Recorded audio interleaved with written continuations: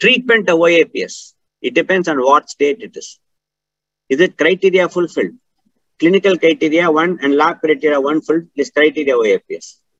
Refractory OAPS, no response to the conventional treatment of low-dose aspirin and heparin.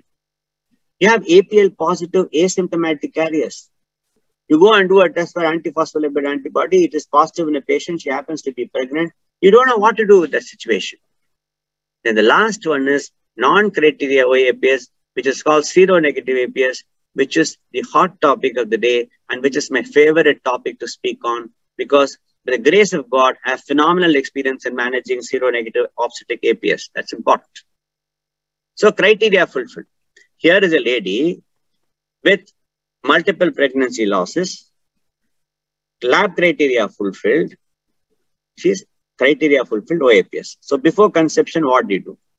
Start low dose aspirin, 75 milligram once a day, daily after food, and implement this 3 months prior to conception. It will be low dose aspirin with hydroxychloroquine, 5 milligram per kg per day. This is what we usually prescribe, and it is also prescribed everywhere throughout the world. Then after confirmation of pregnancy, positive urine test. You can tell me I'll wait for the HCG report. Do not wait for the HCG report because heparin facilitates the implantation of the fertilized ovum. Antiphospholipid antibodies are also implicated in infertility now. So you start aspirin 75 milligram till 36 weeks, enoxaparin 40 milligrams subcutaneous till 12 hours before delivery. And you have to give calcium and vitamin D3 because long-term heparin can cause osteoporosis. So you'll have to supplement with calcium and vitamin D. That's very, very important. Then what about delivery? After she delivers, the lady should have enoxaparin 40 milligrams subcutaneous once a day, daily till 6 weeks after delivery. Why do you give? Already she's got a hypercoagulable state. Puparium is already a hypercoagulable state. So it is essential that you prescribe it during the puparium also. Many of us feel it is very costly for the patient, but I tell you nowadays we are all in medical legal problems. So it is better to prescribe it during pregnancy and also prescribe it for 6 weeks after pregnancy. It's not very costly at all. Here is a lady who had 6 pregnancy losses. She would not mind spending heparin, a low molecular weight heparin cost for the next 6 more weeks. No problem at all. Why should we not give her the benefit of doubt? That's important. And here is a person. She's a pregnant lady. Somebody has done tests for antiphospholipid antibodies and they are all positive. What will you do? That lady goes through the internet, she reads in the Google. Now, patients are better than you and I, but therapy is not clearly defined. And 50% deliver without any drug treatment. But the advisory board of the 10th International Congress on APL advises low dose of aspirin alone in this patient. All my patients who are referred to me for pregnancy with asymptomatic APL positivity, I prescribe them on aspirin 75 milligram once per day till 36 weeks of pregnancy. And this is nothing but what we follow from the advisory board of the 10th International Conference on APL. It works. It definitely works. Then you come down to seronegative APS. Everybody says seronegative APS, seronegative APS. What do you mean by the seronegative APS? Does it exist? Yes, it does exist. Before 1994, it did not exist. 1994, Graham Hughes, the father of antiphospholipid antibody syndrome, who is my mentor, he described this condition called seronegative OAPS, where a patient has got clinical manifestations of APS syndrome.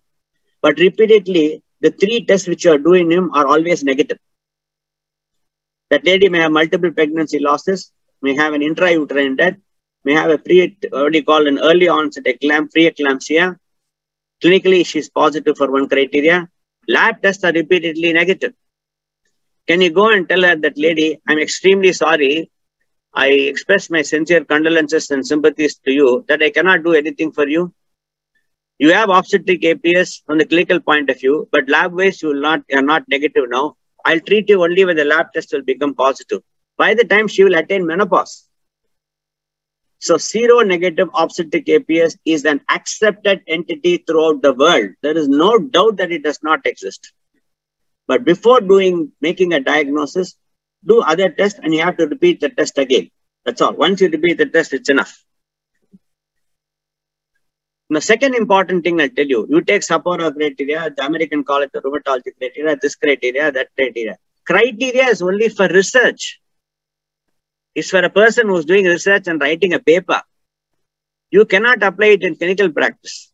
You cannot say clinical criteria positive, I will start treating you only when the lab criteria becomes positive. When will you ever treat that patient and when she'll ever have a child? So this requires physician judgment and experience. And like what the Buddha said, experience is a province of wisdom.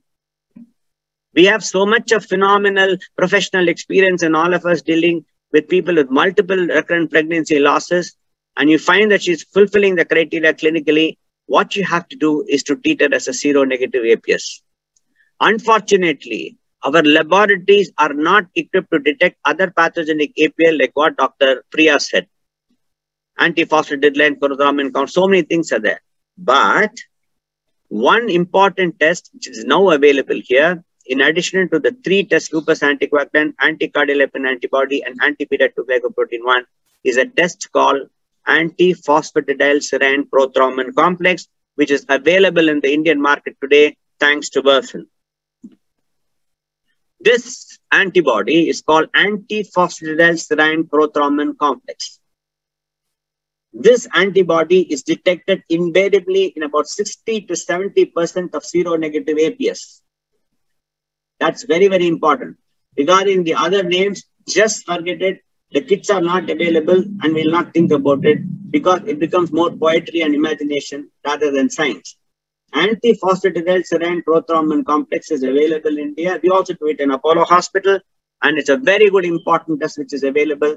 It is detected by ELISA when the 3 conventional APL tests for lupus anticoagulant, anti-cardiolipin antibody, and antibody to beta-2 glycoprotein is negative. ASPT is positive in a significant number of patients. Hence, it is useful to diagnose seronegative APS. That's very, very important. So, the important message is you have to do all the 4 tests. And so you see this lady who came to me with multiple pregnancy losses. In addition to that, infertility failure, IVF failure. You see she has lupus anticoagulant not detected. You see beta-2 glycoprotein not detected. Anti-cardiolipin not detected. But you see an anti-phosphatidylserine. It is more than 150. 150. Made a diagnosis of seronegative APS. She got treated and she's had a child. So the message is you have to do all the 4 tests. Always do the test for 4 antibodies, namely lupus anticoagulant, antibody to beta-2 glycoprotein 1, anti-cardiolipin antibody, and anti-phosphatidylserine prothrombin complex antibody. This important 4th one is still yet to be included in the criteria. But should we wait for criteria to tell you to be included for you to make a diagnosis? Criteria is only for research. Criteria is not for the clinician. And this is approved in all textbooks in all books of journals of research, that don't take a criteria and keep it in a clinician's table and say this will be it. I mean, the criteria is fulfilled, I will not treat a patient. That's not my, that is not the art. See, medicine is an art. It's not totally a science. Now we just studied in Apollo, and you see, if you take the obstetric APS, the light yellow, I'm a little color blind. I think this is, I don't know whether it's orange or something like that, the 80. You see, in this one, where it shows 80, it was 80% positive when we did only the lupus anticoagulant, anti-cardiolipin antibody, and anti-2 beta-2 glycoprotein 1 in obstetric APS. But when we added anti-phosphatidylserine prothrombin complex, it became 100%. This only shows that anti-phosphatidylserine prothrombin complex antibody should be done in all patients in whom you suspect antiphospholipid antibody syndrome. That's important.